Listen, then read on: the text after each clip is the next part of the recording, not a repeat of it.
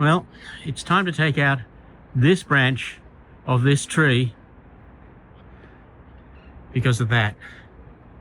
And I won't do it myself because it's over the house and I am not that skilled.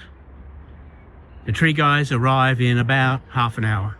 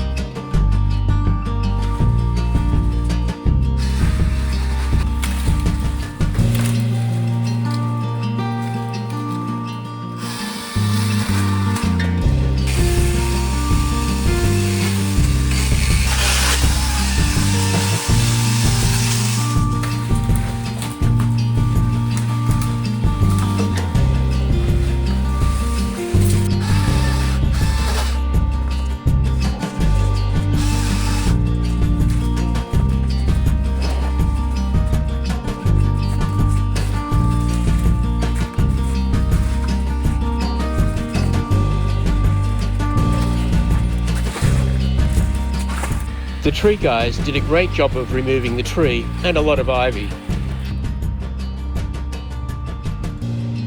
That is quite the change from the way it was before.